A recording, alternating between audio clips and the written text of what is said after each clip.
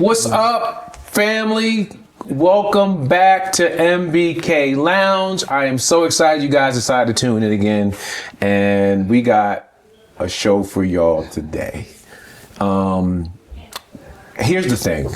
In life, right, we all are going to go through some kind of crisis, some kind of situation that feels like, how am I going to make it through it, right?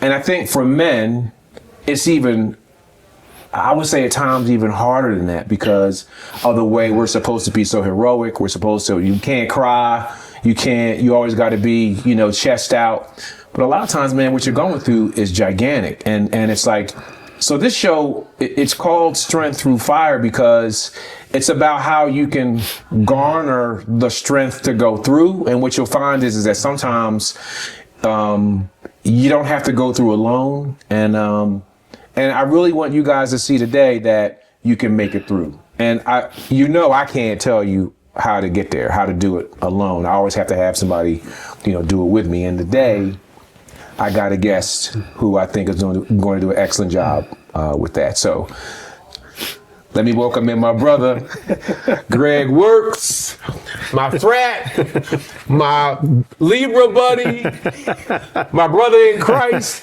Man, you got more brothers going on here, man. What's up, man? Welcome to the lounge, MBK Lounge. Hey, look, we got a lot going on, a lot in common. My God. Birthday, your birthday is 5 days before my birthday. That's right. That's right. That's right. Same number in the frat. That's right. Same name. That's right. That's right. It's a lot there. I never knew all this until we just sat down and started talking. That's right. And guess what we get ready to do? We gonna talk. Down. That's right. That's right. That's right.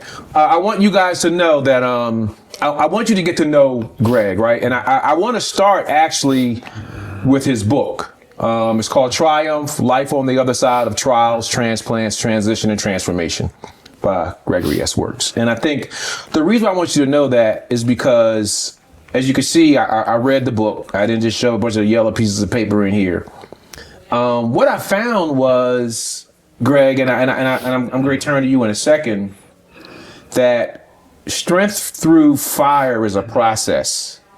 And I looked at this and it said, based on his trials fighting your condition, I don't want to give that away yet, he is very well equipped to tell the story of how to overcome adversity to triumph. He does this with a roadmap he developed to be victorious and securing. I'm not going to tell you what it was, right? His story is far-reaching as it provides insight into, and this is what I really want you to hear, everybody, how to successfully battle a health challenge. And when I read that, it was in the back. I didn't start in the back, but when I finally got there, I said, that's why you have to be on this show, because it's a process. It's a how-to, but yet you also talk about how you felt through it, man. So first, tell us a little bit just about yourself now. Everybody heard that we, same frat, same number, but, tell us a little bit about you, man, Well, I grew up in the Washington, D.C. area. Went to junior high school there. Went to Howard University. I've been, I've been working in the corporate environment, 30 plus years, ranging from working in public accounting, working for a big accounting firm, and subsequently going back to school. And then working in consumer products marketing. And I really had an opportunity to go into consulting. I really stumbled into this. And I've been on this consulting side with technology for the past 25 years. Wow.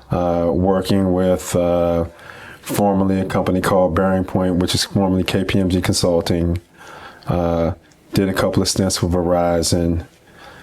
Did a large stint with Microsoft also, and currently working for Salesforce. So I've seen quite a bit going through that. It's interesting, as I've written the book, I know that one of my coworkers, after me having written the book and then she heard me speak in Atlanta, she then understood my demeanor and why I didn't really get shook up and fazed based on all the challenges that were in front of me, and it's really based on what happened and what was my desire to actually write that book. Yeah, it's funny because I was going to ask you at some point today what made you want to write this book. But I'm glad that you shared kind of your life. Isn't there something you just told your whole life like 2 minutes? That's it. Like, no, there's a lot more. There's a lot there, right? So with all, and you're married, right? Married, 2 kids, teenagers, high school, and been married for 26 years. Congratulations. That's what's up. Hey, look at her. She gonna watch. You was a little slow. You better clap a little faster. So, all right. So now I think what I hope the viewers see is that you are successful. You have a lot going on. You're busy, but yet you had a pretty big event. And I know events that happen. That's why, the health challenge. So talk a little bit about that. Like give us the story, man. Just get us started on this road. Get us started. So about 20 years ago, a little over 20 years ago, I went to the doctor. It was just a routine physical. And the doctor clearly knew my medical history, knew my family's medical history.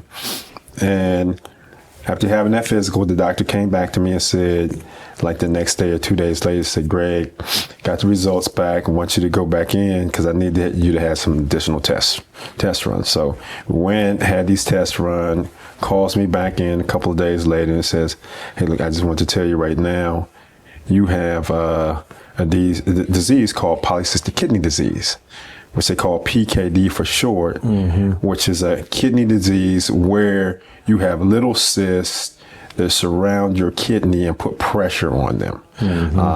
When I learned that I had the disease, I was not surprised. And I say that is because it's hereditary in my family. It's gone back multiple generations, all coming from my maternal grandmother's side of the family. My mother had it. My sisters, who are 2 years younger than me, had been diagnosed prior to me. And I was the last one. But I always thought I could beat it. I thought I could beat it because of exercise, diet, those sorts of things. So that was the first thing. So I came home, told my wife, shared it. And look, we jumped on this thing immediately. We didn't sit back and say, oh, woe is me. What we going to do? How we going to go about this? And at the time, she happened to be working for a medical malpractice law firm. And she was able to identify a nephrologist, which is a doctor that focuses on kidneys at Johns Hopkins. We were able to get an appointment. So, another 6 weeks pass. We sit down, we have the appointment, we go in, and I'm sharing my medical history with the doctor. And the doctor comes back to me, and she's talking about a number of things. We're going to be monitoring you. But there were 3 things she said to me that really resonated. She said, 1, we're going to monitor you, okay? And when we monitor you, we are going to be running labs like every 2 months, 3 months, just to see what's transpiring in your blood work. Second thing she said to me is that I was going to be on medication for the rest of my life. And I looked at her like she was crazy. Right. Because my goal was, my blood pressure was always high, had gotten high or elevated. And my goal was to get off blood pressure medication. Right. And I believed the reason, I've been told it was hereditary, but nobody told me any more than that. Right. And I personally believe that I could get off of it based on my based on my exercise regimen. Right, because you in your book you talk about how you were going to the track and running the stairs and eating well and all. Right. So what ends up happening is I get a challenge. So brother comes to me and says, "Hey Greg," you say, "You know what? You're gonna be old, fat, and bald." Now the bald piece I can't control. Okay. Old, I can't control, but I'm not going to be fat. Right. And we used to go up to University of Maryland and run the stadium. And that workout is a beast workout, you know, going up, down, up, down, up, down, you know. And we used to go up there and do it like twice a week, right. you know. That's all you needed. I mean, that right there, it was just, the objective wasn't how fast, it was just, can you finish? Right. So I'm looking at her like, medication. And then the third thing she said to me, one day you may need a kidney transplant. And I'm sitting there 39 years old and I'm like, kidney transplant. I said, well, yeah, maybe I may need one, you know, when I'm like 60, 65, you know, and I kind of looked at her and said it smugly, you know, but little did I know that God was going to let me know that that's going to happen much sooner than I had anticipated. But that's where it all started, man. It started then, and then I jumped on I started going harder on my exercise regimen. I changed my diet. Subsequently ended up getting a nutritionist. So, you know, fast food's gone, caffeinated beverages gone. Hadn't been drinking, so that was an issue. Was not an issue. Never smoked, so that wasn't an issue.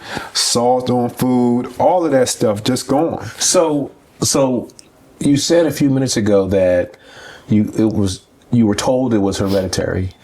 But it's not an indictment. Like, just because there's certain things in your family, you know, we both believe in the same God, and it's like, look, I'm not going to give that any life. Okay, it's out there, but doesn't mean I'm not going to claim it.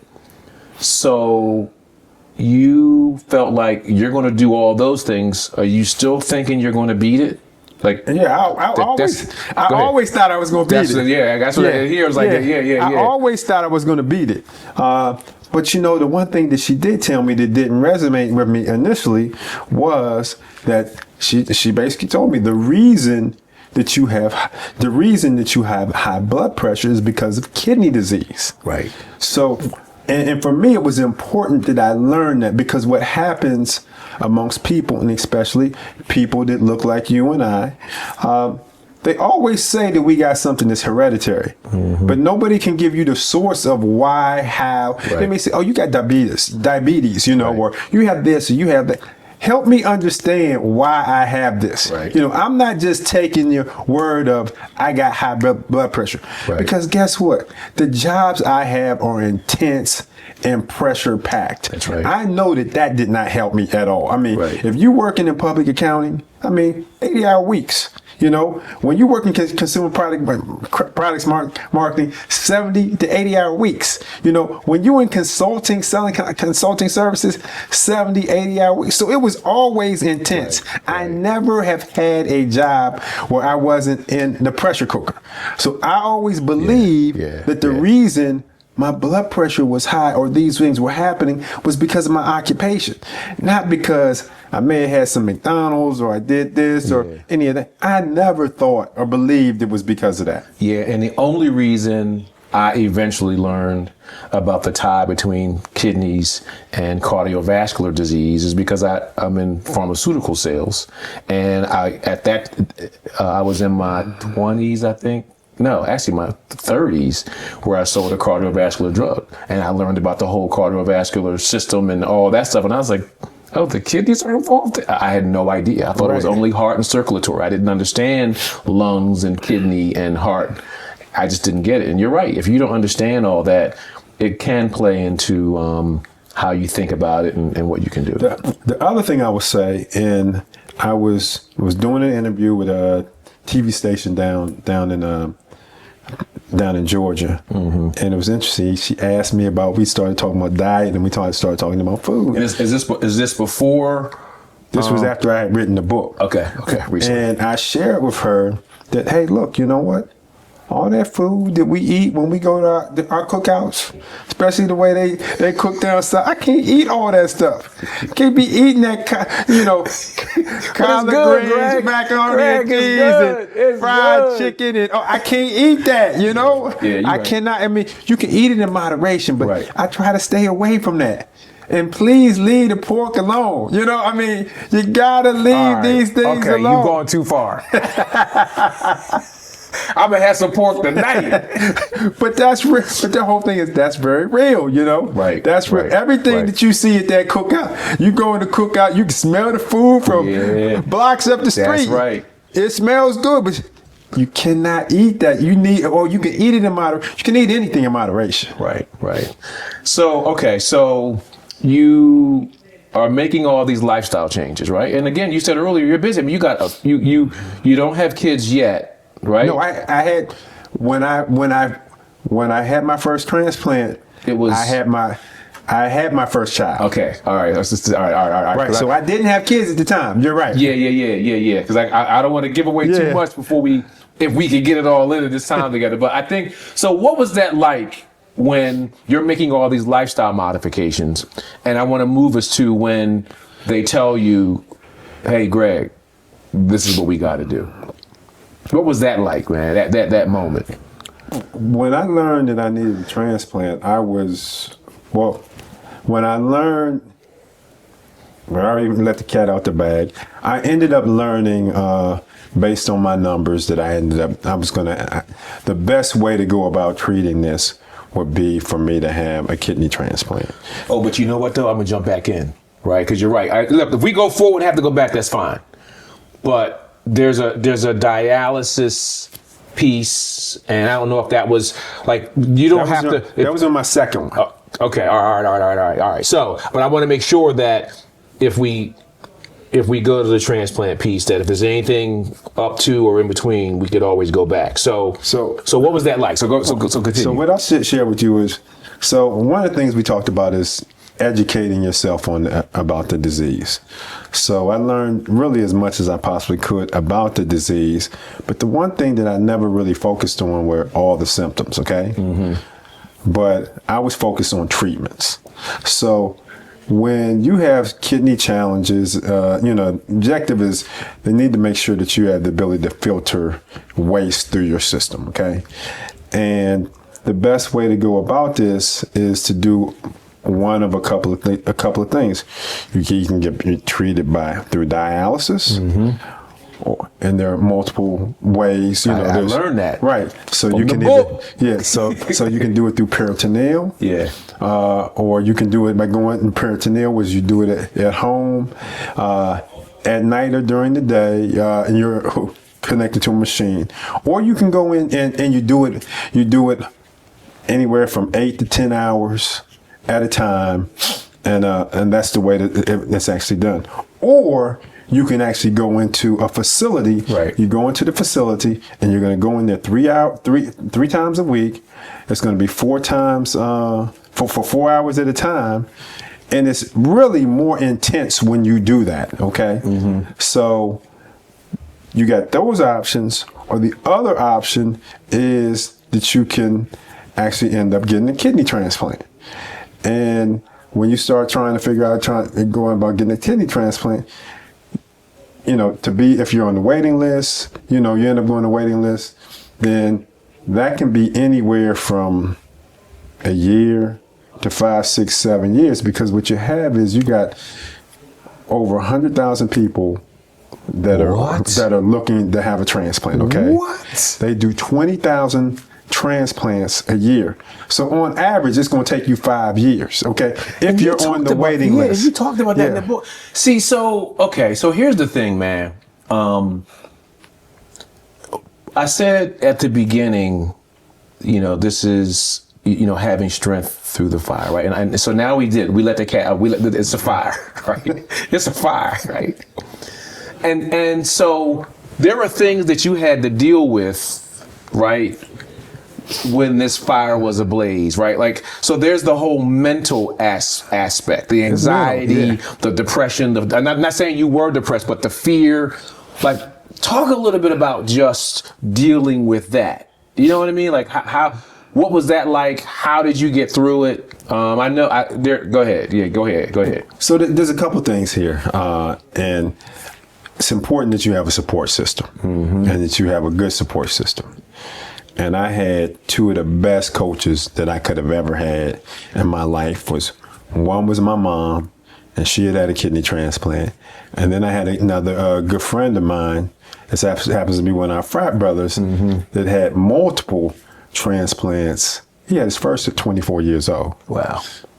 So I had people that I could talk to about the process, how they went about doing it. They both went about it separate, different ways, were able to get that. And then the other thing that I had, and a lot of this comes through my faith, is I had a brother that I prayed with. I had a prayer partner. We used to pray 3 times a week, which should have been more than that.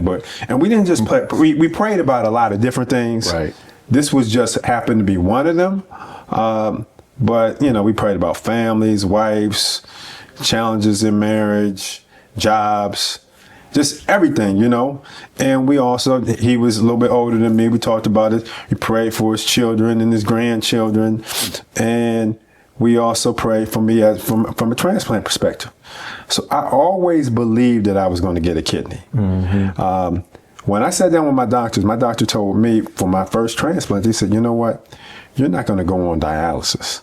He said, we are going to get ahead of this so that we end up finding a donor or you get something off the transplant list before you have to go on dialysis. So we were being preemptive as it relates to this, and we were being very aggressive, which really, really helped me. The other thing is, based on that support, I never believed that if I had to get one, and I learned later that I needed one, that I wouldn't be able to get it. Now, let me tell you how. Let me tell you what was the aha moment, or the moment where I really kind of caught me, is doctor calls me. I was at this major meeting in DC, hotel, couple, probably 500-600 people at the meeting. Doctor calls, pick up the phone, run out the meeting, and she said, "Greg, I want you to go into the we're going to set up an appointment for the beginning of the calendar year." This is back in 2007, so she wanted this to happen in 2008, where I want you to come in and talk to some people at the transplant center. I said, okay. So I didn't think nothing of it, right, at all. Yeah. So, we're going about, I finished the meeting, go through my stuff. January comes, and, first week, second week of January, my wife and I go to the doctor. She gets a call and she learns that she's pregnant. So naturally, there's a lot of excitement in the room. We're happy. This would have been was going to be our first child, and that sort of thing. So that's where I was, and that's where my mindset was. My wife had already well, if it's a girl, it's going to be pink, and if the room is going to be blue, if it's a boy, so colors and everything was already, right. They were already set. And then she says, it's like, okay.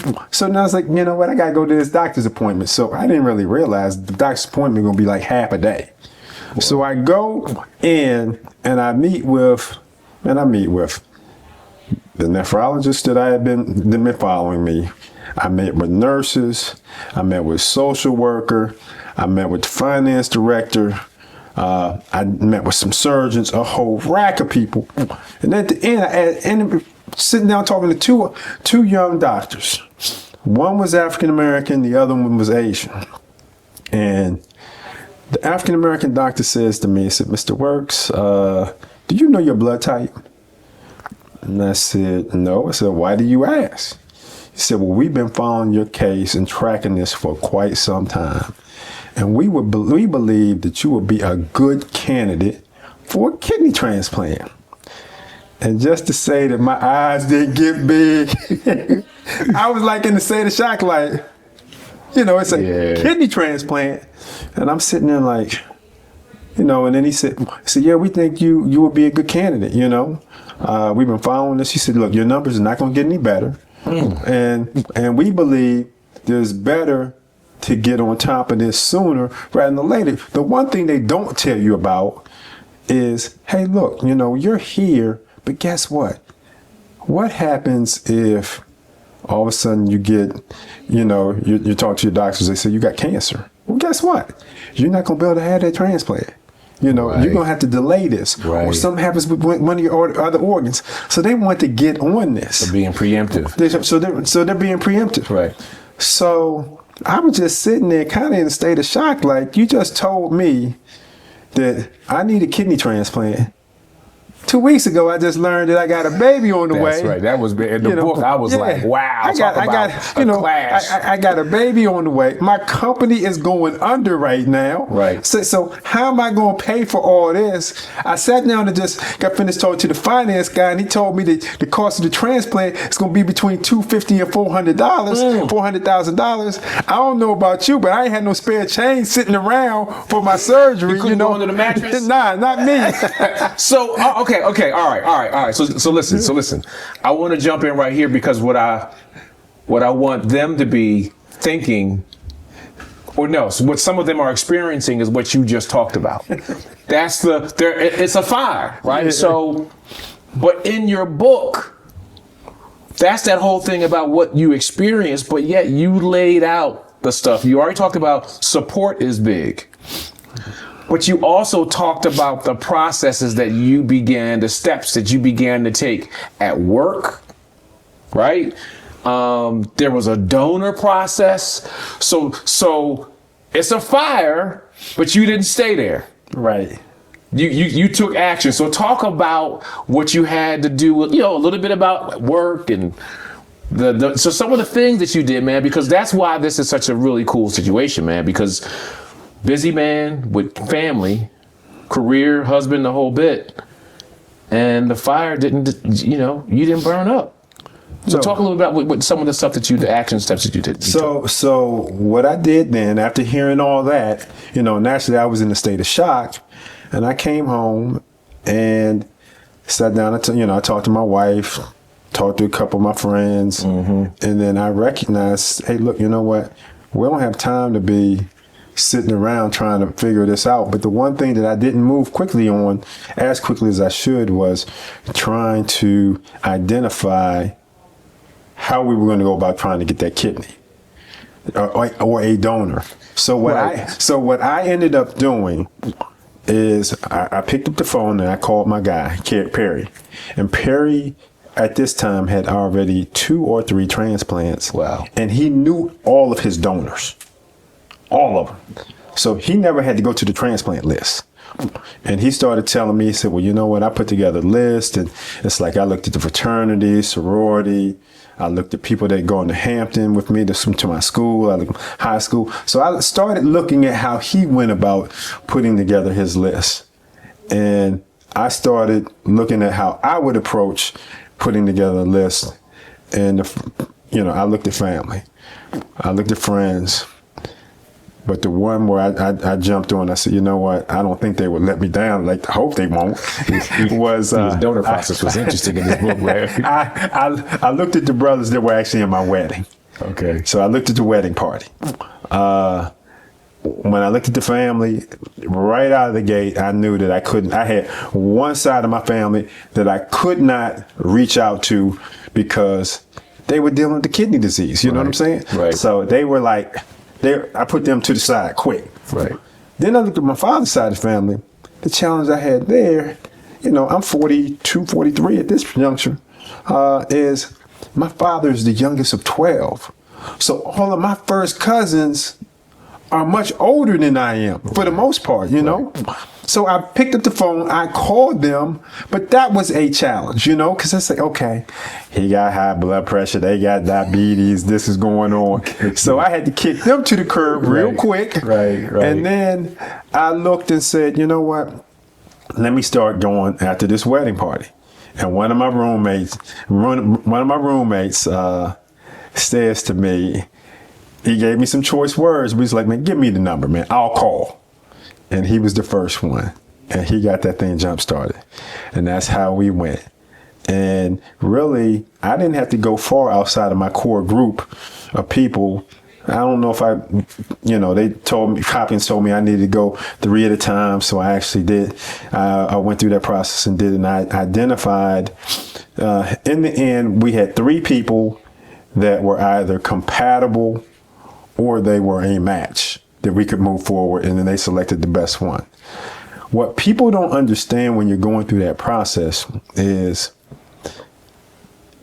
you've got to get to the point where you really need to get a yes or no quick, because everything is time sensitive. Right. So for me, if I ask you, I need you to respond one way or the other. Yeah, yes So or I no. can move on to the next person. Right. I'll get over the fact, that you may not be that person. I mean, my first donor, one of my closest friends told me no. He told me no, and I did not know how to handle that initially. But I moved on, and we are still very, very close to this very day. But I didn't know. But I'll tell you this. He told me no, but the one thing that I appreciate and I learned almost immediately, I didn't know what was going on with his family situation. And he was actually one that would have to care for everybody in his family. And God revealed to me through a death 6 months later that it was going to be potentially a burden on him because he had to pick up the mantle for some other people in his family. But at the end of the day, I would rather him tell me no or anybody tell me no than to go down this path. He's the guy that's selected. Yeah. And then he comes to me and says, we ready to go. Surgery says, I can't do it. Yeah. Or I don't want to do it. Or whatever. That right there hurts me more than you telling me that before. But that's a piece that for those that are actually out there, if you're going through this, you rather hear somebody say no first, quick, than yes. You just got to it's a numbers game. The other thing I'll tell you is the way I approach this, and this is based on my training. I sat back and said, you know what? I have sold, I don't know how many multi-million-dollar deals in my career, but those opportunities and the stuff that I practiced on my job prepared me for the day that I had to go get a kidney, because now we're not trying to chase money. We're trying to chase life, Yeah. And that's a whole different story when you sit back and think about it. So you talked about support, right? You talked about, the shock of news, especially after you heard something really exciting about your family. You took action. Right, you in that process, right? So that's the thing about the strength through the fire, because somebody out there they're not dealing with PKD, they're dealing with cancer, they're dealing with something that they're going through, right? So, and you also talked about how God is an integral part of this process too. So there's a spiritual aspect, but then there's also, you talked about what you did in your workplace, right? So people are trying to navigate the workplace and the finances. So talk about what you did there, because you had some really hard decisions to make about the company you were with that was going under, and how job placement. So talk a little bit about, again, taking action, what you needed to do to secure that part of your life. I had one person that I worked for. It was pretty much a mentor to me, and I pulled him aside early on, kind of explained to him what was going on. And he shared with me some different things. He said, look, Greg, one, don't say anything until right before you're going to have surgery, okay? Mm-hmm. Because what happens in this environment is they can take all your business and give it to somebody else. You don't want that to happen. That had to be hard, though, because you probably felt like... But I understood, I understood. I'm like, look, you know what? It's like, they're not taking, I said, because deals take months, Right. I'm not handing over my business to somebody else, So that was number one. That was key. The second thing is I was quiet about it, so I wasn't telling anybody about it. The only people that knew the first time were those people that knew because I asked them, would they donate? So nobody at work knew, The third thing was I needed to understand the process of I'm going to have to go on disability. It's going to be short term. It's going to be long term.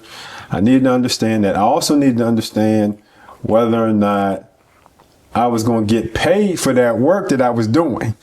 And the conversation I used to have with my father, because we had finally, once we learned that we were going to move forward and we started talking about dates, and I said, well, Dad, I need to I need to set this date around when this deal may close. He was looking at me like, are you crazy? You need to hurry up and get this transplant before something happens. Right. So we move forward with that first option. And we're only talking about a couple weeks, but anything can happen, you know? Right. Anything can happen.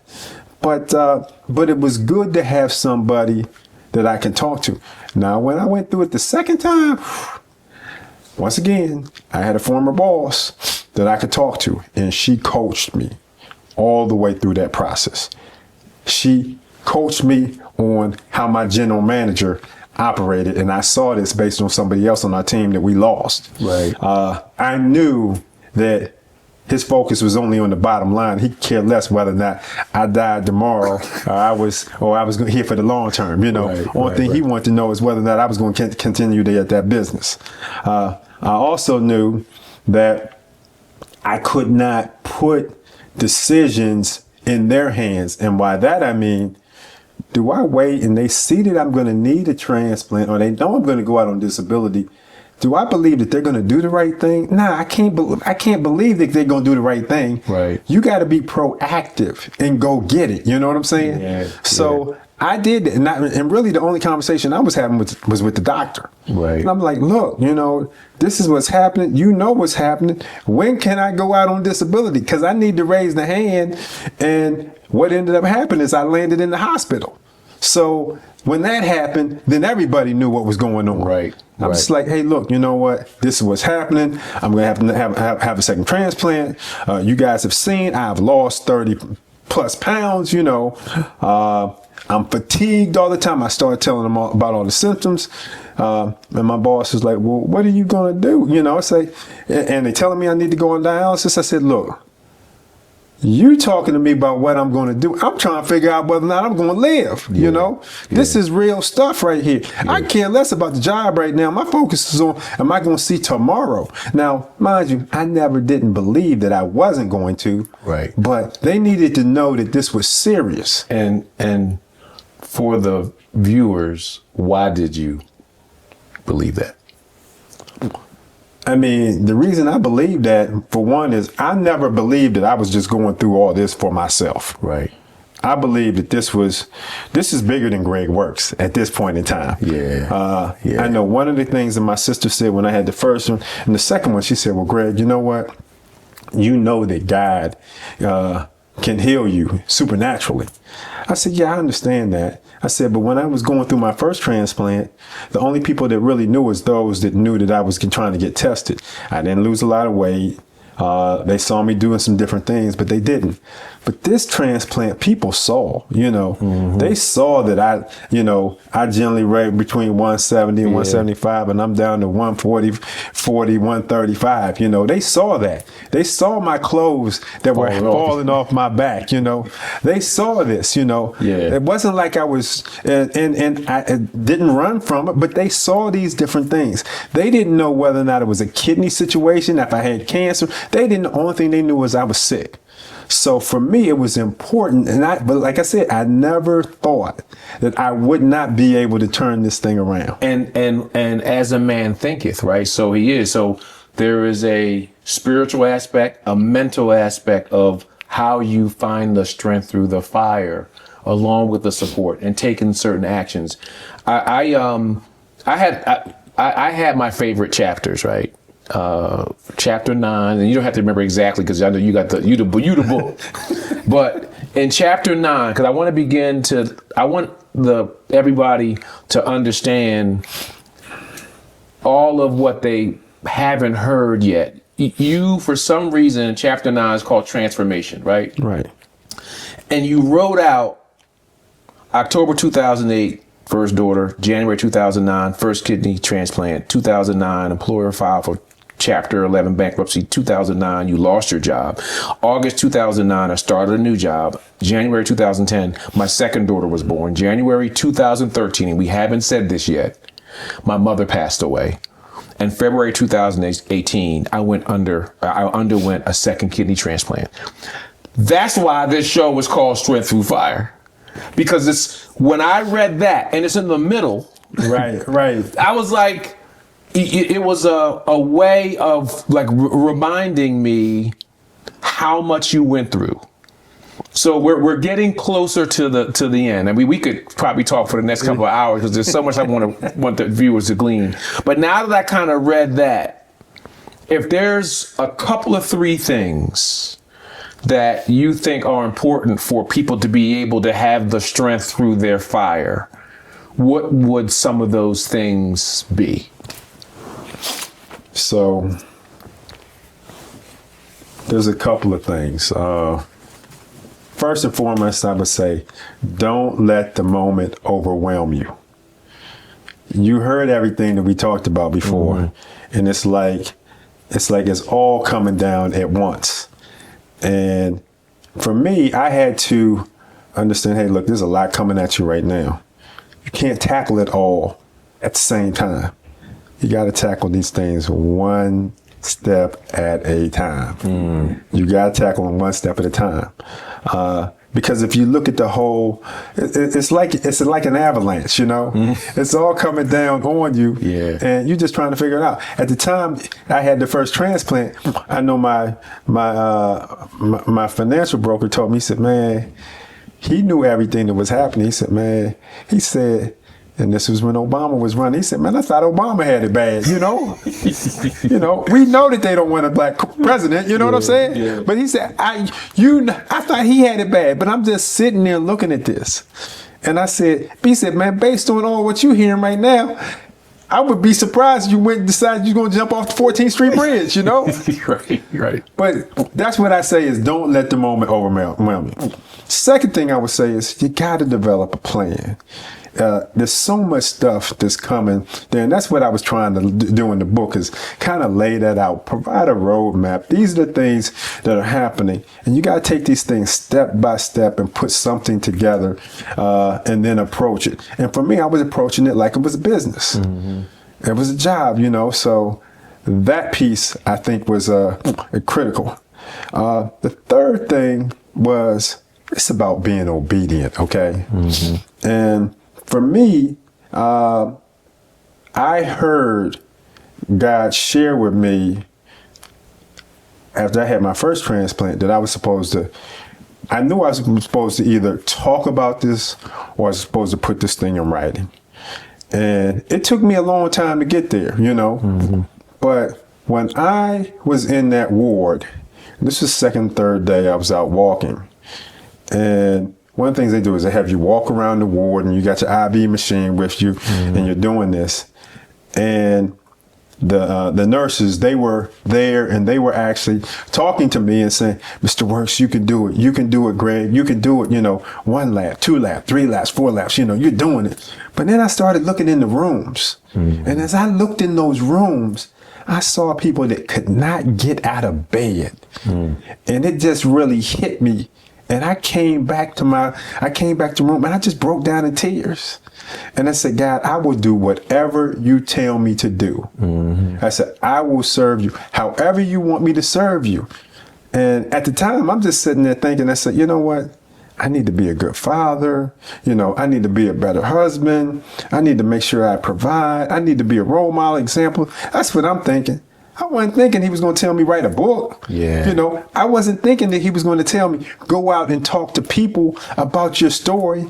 Because guess what? This ain't your story. This is my story. I want you to do this. And that's also when I realized it then. But then fast forward to the second transplant, and I said, you know what? This is bigger than me.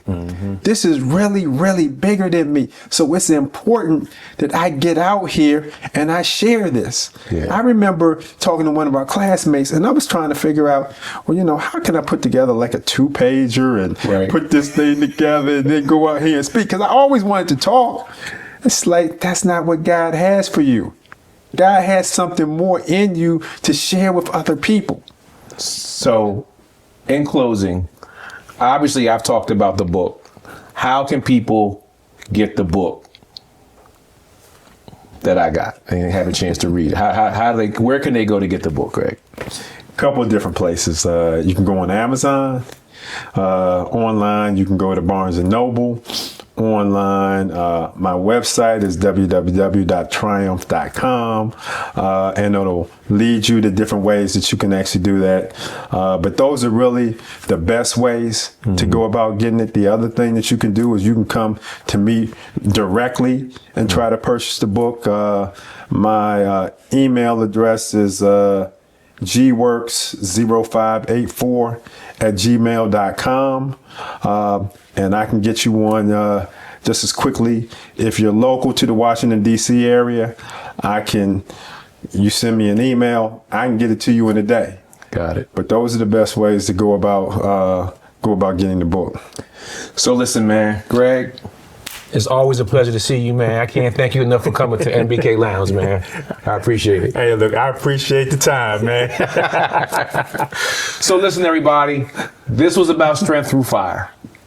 And what I'm trying to tell you is this book and this discussion had to give you that strength today.